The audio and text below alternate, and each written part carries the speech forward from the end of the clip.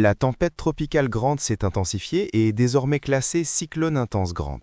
Il s'agit d'un système dangereux présentant plusieurs risques potentiels, notamment des vents violents et destructeurs, de fortes pluies persistantes, une surcote marine le long des côtes exposées, une mer très forte, ainsi que des risques de glissement de terrain et de crues soudaines.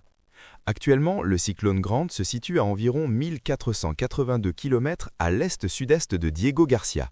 Au cours des dernières heures, le système s'est déplacé vers l'ouest-sud-ouest à une vitesse d'environ 19 km/h. Les conditions en mer autour du cyclone sont extrêmement mauvaises, avec des vagues significatives pouvant atteindre près de 8 mètres. Au cours des 3 prochains jours, le cyclone Grant devrait poursuivre son déplacement vers l'ouest-sud-ouest, puis s'orienter progressivement plus vers l'ouest sous l'influence d'une dorsale subtropicale de haute pression située au sud du système. Entre le 1er et le 2 janvier, le cyclone devrait perdre légèrement en intensité.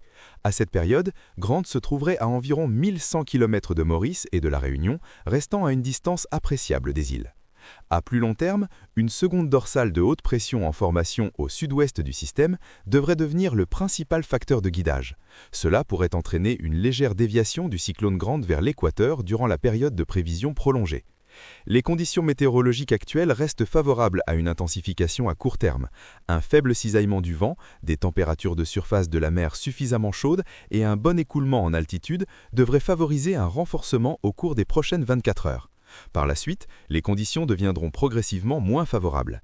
Avec l'affaiblissement du soutien en altitude et l'infiltration d'air plus sec par le sud et l'ouest, le cyclone Grant devrait amorcer une lente phase d'affaiblissement. Les habitants de Maurice sont invités à rester attentifs aux bulletins météorologiques officiels et aux communiqués des services météorologiques, car la situation peut évoluer rapidement. Pour plus d'informations et de mises à jour sur ce système et sur l'évolution du temps, abonnez-vous à la chaîne. Restez prudents et informés.